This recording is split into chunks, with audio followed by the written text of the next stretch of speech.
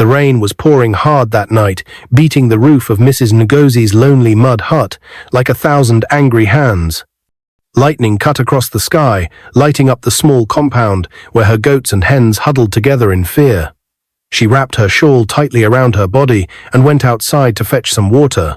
Then she froze. A sound pierced through the thunder. Not the bleating of a goat, not the crow of her restless rooster.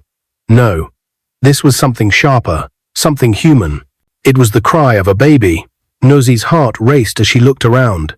Her hut stood alone at the far edge of Miri village. No one ever came here. No one ever visited. But there, right in front of her doorway, was a small wooden crib. Rain soaked the cloth inside, and in it, kicking, shivering, and screaming, was a baby boy. She gasped and staggered back, her knees nearly giving way. Who could be so heartless? She whispered, her voice trembling. Who would leave a child here in the rain? For a moment, fear gripped her chest.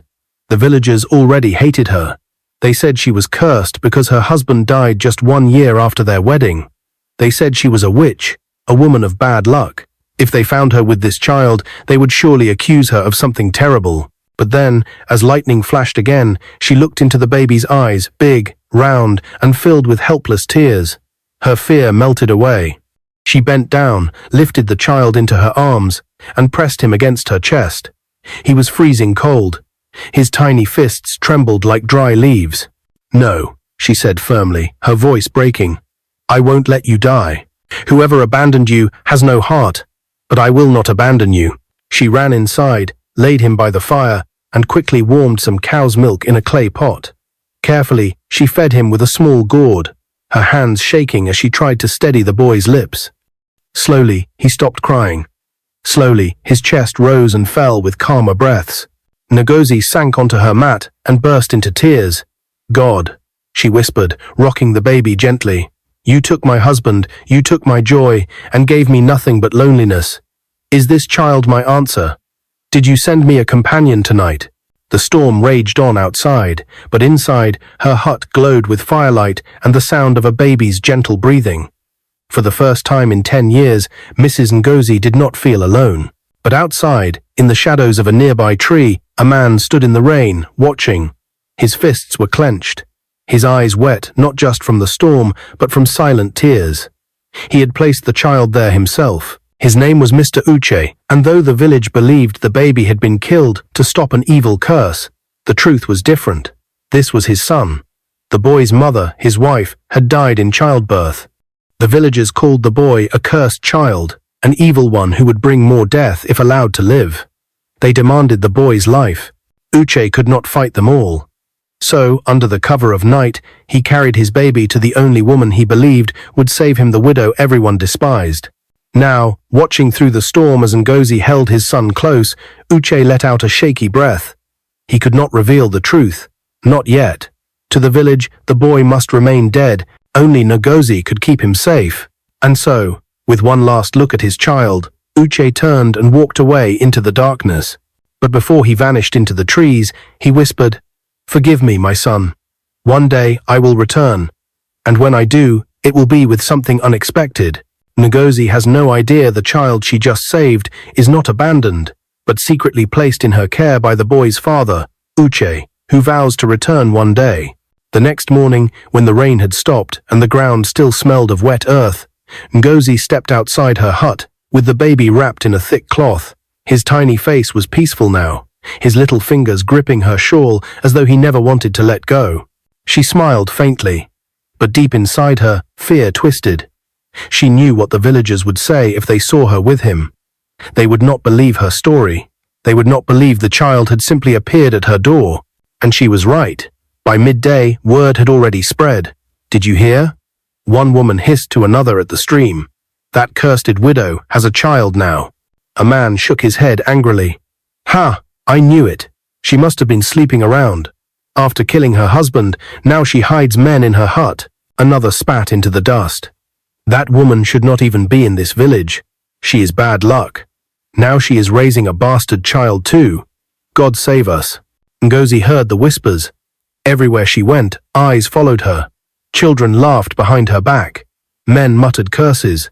Women pulled their children close, as if standing near her would poison them. Still, she held her head high and hugged the baby tighter. "You will not shame me," she whispered to the boy at night. "Even if the world rejects us, I will love you." And she named him Ike, meaning strength. Years passed. Ike grew into a bright, playful child. He followed Ngozi everywhere, feeding the goats, scattering grains for the chickens, fetching water from the stream. He called her Mama, and she smiled each time he did. But the villagers never stopped their cruel words. One afternoon, as Ngozi carried firewood on her head with Ike skipping beside her, a group of boys blocked their path. "Evil child," one shouted, picking up a stone. "Son of a witch," another yelled. "Go back to the graveyard where you came from." Ngozi dropped the firewood and rushed forward, shielding Ike with her body. The stones struck her arms and shoulders, leaving red marks, but she did not move away. Instead, she shouted at the boys, her voice shaking with rage. "Enough! He is my son. He is not cursed." The boys scattered, but their laughter echoed in her ears. Ike looked up at her, confused, tears forming in his wide eyes. "Mama," he whispered. "Why do they call me evil? Why don't they like me?" Ngozi's heart broke. She knelt down, cupping his face. "Do not listen to them, my child. You are not evil. You are my gift from God." But that night, when Ike was asleep, Ngozi wept silently by the fire. The truth burned in her chest. She had hidden it for so long. Ike was not truly her son. By the time Ike turned 10, he began asking more questions. His face had grown sharp, his body taller. He was no longer the helpless baby she once carried. He wanted answers. "Mama," he said one evening, his eyes searching hers. "Why do I not look like you? Why do the villagers say things about me?" Ngozi's lips trembled. For 10 years she had carried this secret. She could no longer keep it inside. With a deep sigh, she pulled him close and told him everything: how she found him crying in the rain, how no one lived near her hut, how she believed God had sent him to her. Ike sat quietly, his face pale.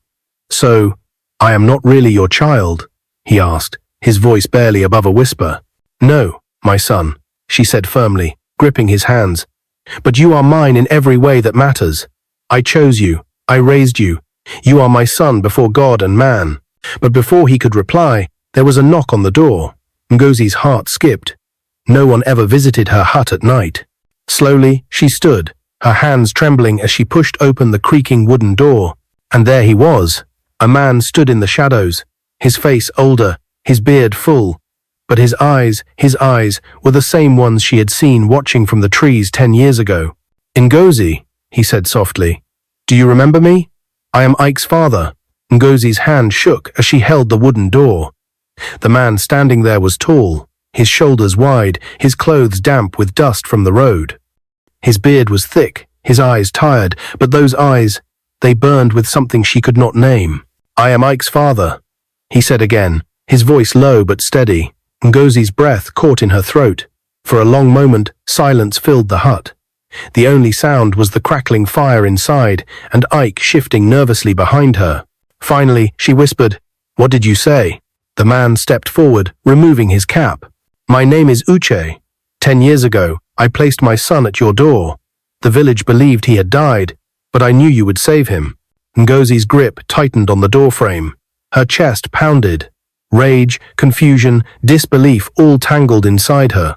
"You mean," she said slowly, her voice trembling, "you watched me suffer for 10 years.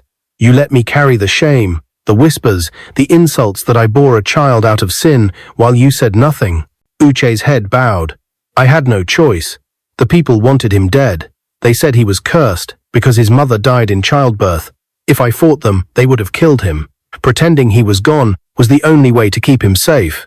And you were the only one I trusted." Behind Ngozi, Ike stepped forward. His small face was pale, his eyes darting between them. "Mama," he whispered, "is it true? Is he really my father?" Ngozi turned, her eyes wet. She knelt before him, holding his trembling hands. "Ike, yes, he is your father." The boy gasped, tears rushing to his eyes. His world was spinning. For 10 years he had believed he had no family but Ngozi. Now a stranger stood in front of him, claiming to be his blood. Uche knelt too, his eyes soft. "My son," he said, his voice breaking, Forgive me. I stayed away, but I never stopped watching. I saw how you grew, how she cared for you. And now I cannot stay away any longer. I want to be part of your life." But Ngozi's anger flared. She stood suddenly, her shawl slipping from her shoulders. "No, you don't get to appear after 10 years and talk of family. Where were you when the children threw stones at him? Where were you when I wept every night, praying for strength? You abandoned him and me." Her voice cracked like thunder. Ike flinched at the sound, his tears spilling. Uche rose to his feet, his jaw tightening. "You're right. I failed. But don't think it was easy for me. I lived in pain, knowing my son was alive, but unable to call him mine. I watched from the shadows, Ngozi. I saw how you loved him, and I thanked God for you. But now, I cannot bear it anymore. I want to take him. I want to leave this cursed village behind and raise him far from their hatred." The words struck like fire. Ngozi froze, her eyes wide. "Take him," she whispered. Her chest heaved, her fingers clutching the edge of her wrapper. "You mean to snatch him from me? After all these years?" Her voice broke into a cry. "No, I will not let you. He is my son. Mine." Ike stood in the middle of the room, staring at them both. His small fists clenched. His lips trembled. For the first time in his life, he had a father, but it felt like that gift was tearing his world apart. "Stop it," he shouted suddenly, his voice sharp and raw. Both adults froze.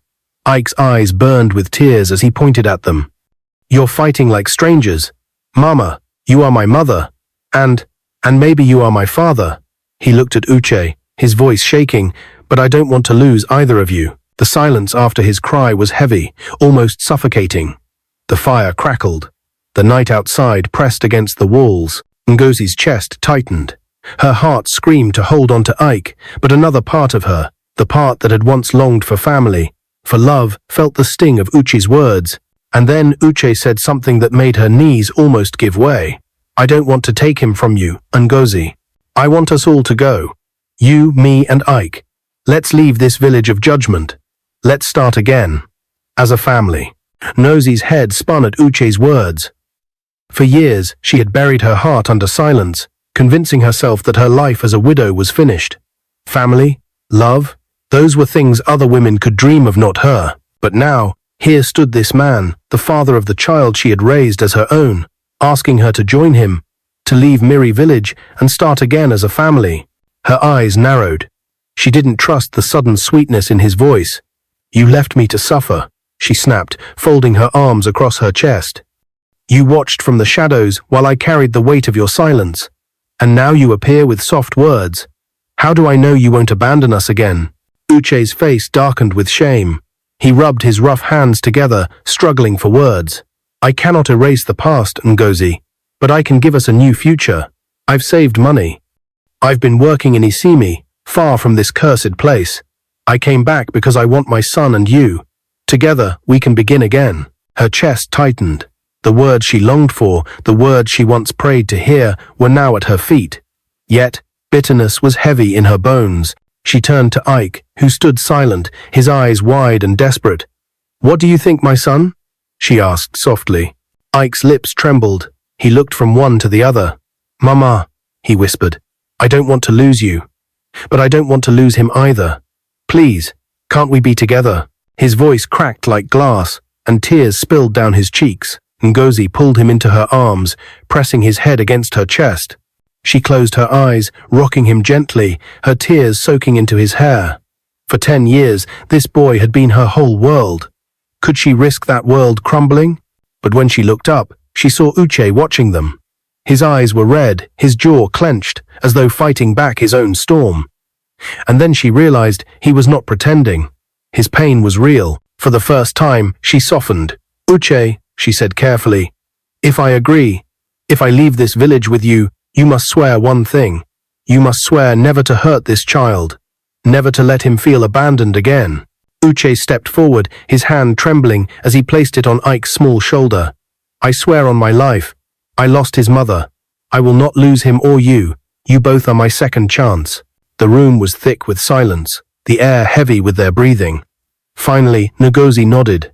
"Just once. I am trusting you just this time." And in that small gesture, everything changed. The next morning, the village exploded with rumors. Have you heard? The widow is leaving with a man. Ha, I knew it. She was hiding a lover all these years. God save us. Wicked woman. Ngozi ignored their stares as she packed her few belongings into a small basket. Ike carried his toy gourd drum, smiling for the first time in months.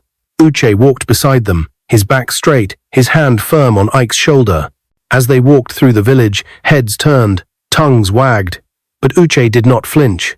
He looked the people in the eye and said, "This is my family. Anyone who curses them curses me." The whispers turned to stunned silence. For once, Ngozi felt something she hadn't in years: protection. They left Miri village that day, their feet carrying them down the red earth path toward Isimi. Ike skipped ahead, his laughter ringing in the air like music. Ngozi walked behind, her heart torn between fear and a flicker of hope she had long buried. But just when she thought the nightmare of Miri was behind them, something happened on the road. They had stopped under a tree to rest when a group of men appeared, 3 villagers with angry eyes and machetes in their hands. "You!" one shouted at Ngozi, pointing the blade at her. "You cannot take that cursed child away. We will not allow evil to spread to another town." Uche sprang to his feet, pulling Ike behind him. "Touch them, and you'll regret it," he growled. The men sneered, stepping closer, their blades flashing in the sunlight. "Then fight for them," one hissed. Ngozi's blood ran cold. Ike clung to her side, trembling. And for the first time in 10 years, Uche stood not as a shadow but as a shield, his fists tightening, his chest rising like a lion, ready to defend his pride. The blades glinted under the hot sun as the 3 villagers stepped closer. Ngozi's pulse thundered in her ears. Ike gripped her wrapper tightly, his little chest rising and falling in fear. Uche moved forward, standing like a wall between them and his family. "Leave us," he said, his voice steady, his hands clenched. "You will not harm my son." The tallest of the men sneered, swinging his machete through the air. "That boy is cursed. We saw what happened when his mother died. If you take him away, the evil will follow you. Better we end it here." "It was Bing too." Ngozi's voice cracked as she screamed, "No, he is not cursed. He is a gift from God." The men laughed bitterly. "A widow and her bastard child," one spat. "And now a fool of a man joining them." In one swift move, the tallest man lunged forward, raising his machete. Ike screamed, but Uche was faster. He grabbed a thick branch from the ground and swung it hard. The wood cracked against the man's wrist, sending the machete flying into the grass. The man howled in pain, stumbling back. The other 2 charged. Ngozi pulled Ike into her arms, shielding him, her body trembling. The fight was brutal. Uche ducked one blade, shoving his attacker into the tree. With a roar, he drove his fist into the man's jaw, sending him sprawling. The last man slashed forward, grazing Uche's arm.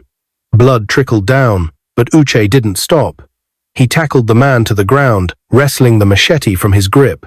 When the dust cleared, the 3 men lay beaten, groaning on the ground. Uche stood over them, blood dripping from his arm, his chest heaving.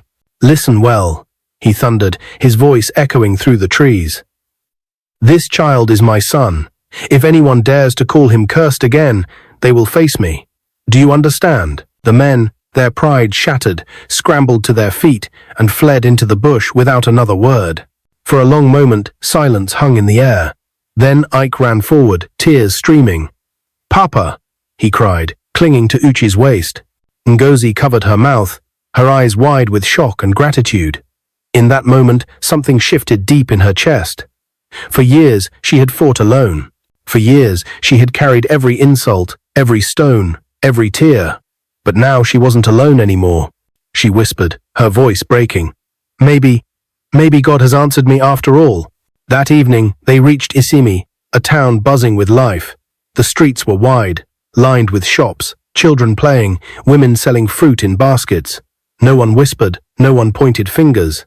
For the first time, Ngozi felt invisible in the best way possible.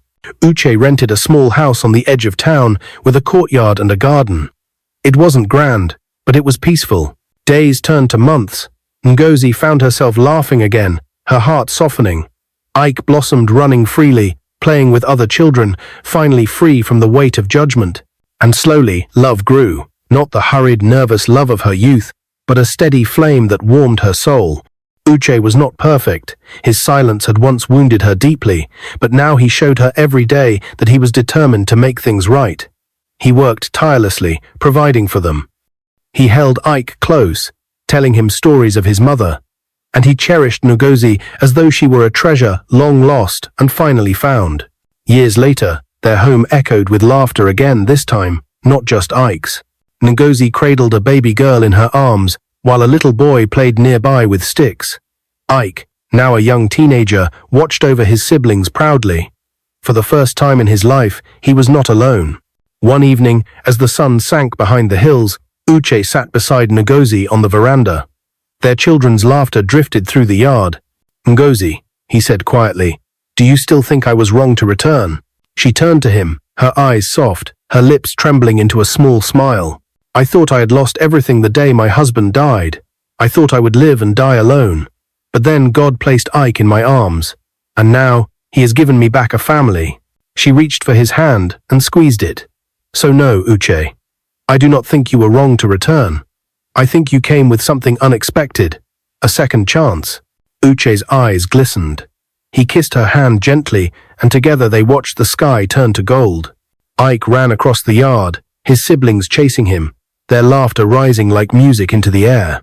For the first time in a long time, Ngozi knew the truth in her bones. Curses can be broken, families can be rebuilt, and love, no matter how late, can still find its way home. The childless widow, who once lived in shame and loneliness, found not only a son, but a new life. Uche's unexpected return brought healing, unity, and the family Ngozi never dreamed she'd have again. Please, like this video, and subscribe to our channel for more videos.